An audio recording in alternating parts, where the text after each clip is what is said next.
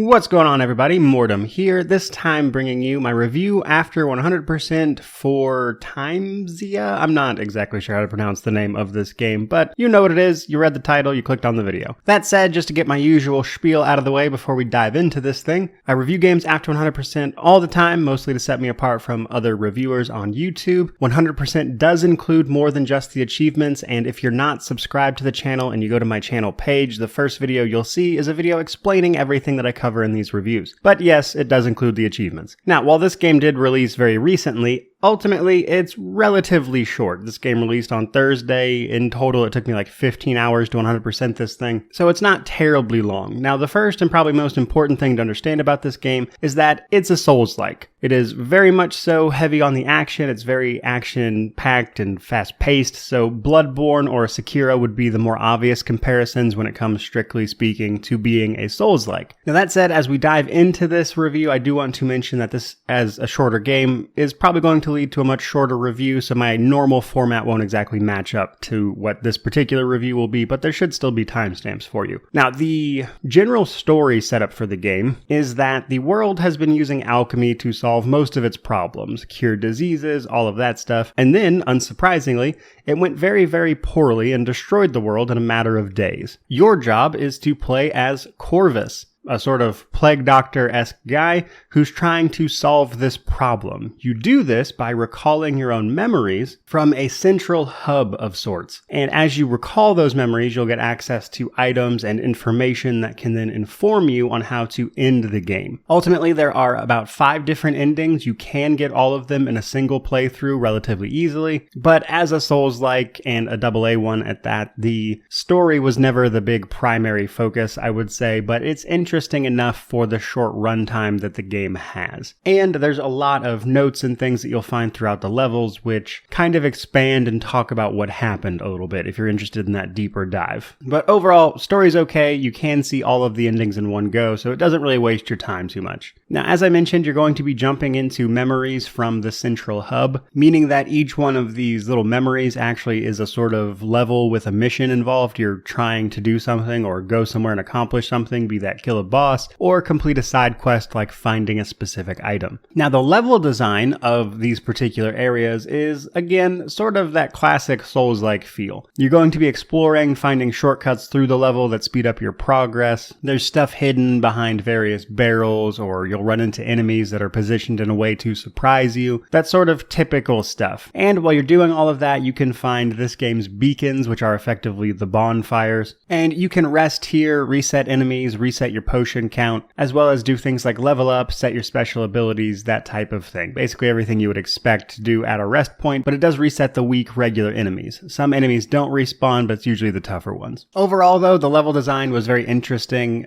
very cool to look at, a lot of really awesome set pieces, but all the levels themselves are relatively short. Again, 100% in like 15 hours. A first playthrough, you're looking at like probably 8 to 10, depending on how quick you go. Now, while you're doing all that, you are of course gaining experience via memory shards. Memory shards are effectively your currency and experience, and you're going to be using these to level up. When you level up, you can increase one of 3 attributes, either your strength, health, or plague. Strength and health are pretty straightforward, but plague in particular is your sort of special attack resource, and it's effectively magic. It's used to power your plague weapons. Plague weapons are essentially special attacks that you can get that will then cost plague, and you can actually find and upgrade plague weapons as you play through the game. In fact, you can actually steal one-use versions of them from enemies with a heavy attack. Now that brings us to talents. Talents, you will get 1 per level until you hit level 25, and then it kind of stops. The max level is 50, but most of your progression slows to sort of a halt around level 25 to 30 or so, but then you can grind out some more for like extra health if you're just having a bit of trouble with a boss or something. And all of the levels that you can jump into are replayable, so it's very easy to farm memory shards, especially when you repeat some of the easier to kill bosses over and over again. You can very quickly hit that max level if you want to. But doubling back to the plague weapons for a second, you find a lot of these, or the permanent versions of them, by picking up shards from killing relevant enemies with the weapon. So if you're fighting an enemy that uses a shield, it might drop the shield plague weapon shards. For every 3 of these, you can then unlock a permanent version of that plague weapon that you can then equip at your beacons. And depending on your talent setup, you can pick like 1 or 2 of these. And if you continue to grind out those mobs and get more and more shards shards, you can actually upgrade the plague attack as well, so it does more and more damage, which is pretty cool. Now, the last thing I want to mention here are the potions or the alchemy involved. You get 3 potions. As you progress, you'll unlock more of them. Your kind of standard healing potion, a heal over time effect, and then a quicker one that has more charges but heals less. In addition, you can actually also find alchemy ingredients while you're out exploring the world, and as you upgrade your potions via alchemy enhancers, which drop from the bigger enemies, you can add ingredients to your potions. And in fact, if you add ingredients in a specific measure, you can then add a recipe to your potions, which will give you a passive like 10% damage buff as an example when you drink the potion. So pretty cool little mechanic there with the potions. But all of that, of course, brings us to combat. As I mentioned, very action-oriented, very fast-paced. You've probably seen a lot of it on screen already, but let's talk a little bit at specifics. So each enemy has 2 health bars effectively, normal and wounds. Normal is the white health bar and wounds is the green health bar. You're going to have to get both of these down to 0 before you can kill an enemy. The exception to this is you. Your white and green bars down on the bottom left are your health and your plague. So you only have the 1 white health bar, and if that drops, you die. Now, as you might imagine, various attacks will deal more damage to each type of health bar. For instance, you get a heavy claw attack that usually deals a lot more damage to wounds health, and then dealing damage to wounds health via help from like talents can also regenerate your plague while you're at it, which will let you use more special abilities. And there's a sort of rhythm to it after a while that you get, and that combat loop is actually really good. Being a very fast-paced, action-oriented game, there is no blocking really. You either deflect or you dodge. Deflect is less favorable in my experience. I'm sure some people probably use it to great effect, but when you deflect an attack, you'll deal a little bit of damage to the enemy, but you won't stagger them or stop what they're doing. So if they're doing a multi-hit combo, if you want to use deflect, you need to effectively time and deflect every single attack that they do. In my experience, it was usually easier to just let them sort of swing themselves out and dodge away, and then hit them when they stop their attacks. Now, again, that's just a personal preference, but either way, it keeps you in the action as opposed to just hiding behind a shield. Now, some enemies, on the other hand, though, have special attacks. They'll sort of flash green. You can't block or deflect these. You either need to get out of the way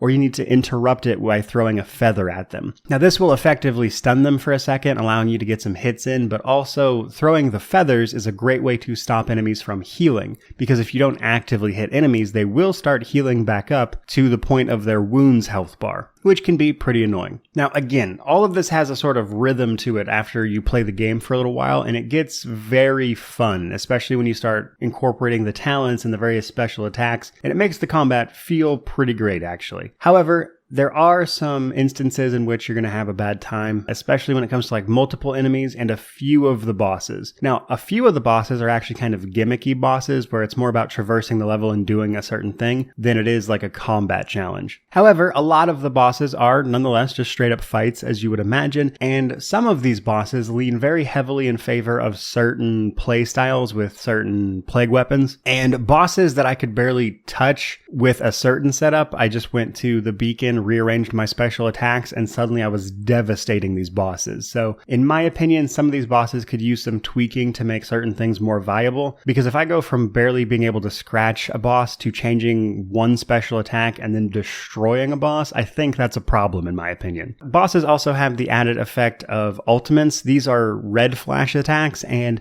if you get hit by these, there's nothing you can do about it. It does a ton of damage but won't necessarily kill you. You can't interrupt these, you can't block them, you just have to get out of range. But all of that said, guys, that is pretty much everything for this particular game. So let's talk positives and negatives and wrap this thing up and call it a review. So on the positive side of things, the combat is very fun and the game doesn't really waste your time. This is a game that knew exactly what it wanted to do. They clearly had a budget, like there's no voice acting or anything like that. So they leaned in on the one thing they could do very well, which was the combat. So while this is a relatively short experience, again, 15 hours for 100%, I think they nailed the combat enough to make that interesting in and of itself. Now, on the flip side of that, the negatives, the game does have a certain lack of polish. It's ultimately a AA experience, and this is really noticeable with like just small things. For instance, the health bar thing that I mentioned. You have a white and green health bar, but that's different from the health bars that enemies have, which I think creates a bit of initial confusion. And while it's easy to figure out, there's obviously like some slight polish that could have been applied there that would have made it better. And this is even even true when you start doing things like looking at the beacons. For instance, when you're in your central hub, you can do the things that you can do at a beacon in a level. However, in the central hub, this is divided up into like 5 little tables you have to run around and find. Whereas in a level, I can just do it all at a beacon. That's silly. Just give me the beacon menu in the central hub. I shouldn't have to run around all these tables, for instance. On top of that, enemies could be a little buggy. Sometimes they don't react the same way to the hits you are performing on them, which can be frustrating.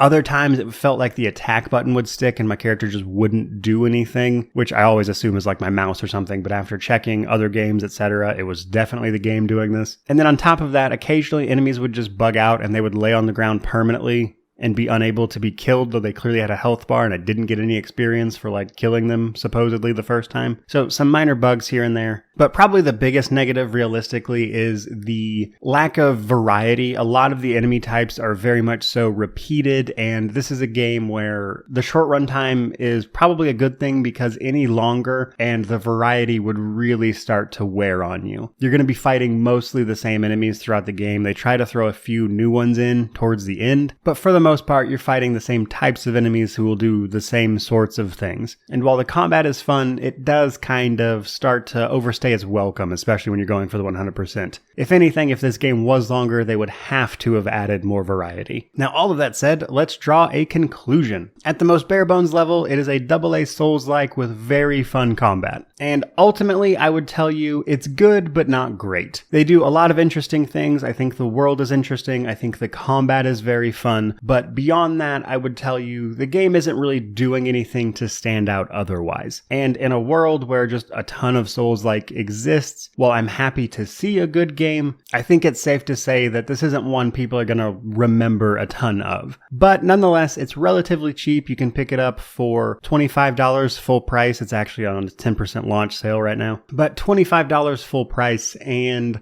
for that price, I think it's a buy from me. But again, the game is good, not great. I enjoyed it for what it is, but it's a relatively short experience, and I wouldn't go into it expecting a 100-hour experience. But I did have a lot of fun with it for the time I played, and in a world where we're not seeing a ton of game releases right now, I'm happy to see a good game, especially, again, because the price is right. So, there is my review of this particular title, guys. Hope you enjoyed it. If you did, like, comment, subscribe, all that YouTube jazz. I really do appreciate it. May you wander in wisdom and have an amazing day.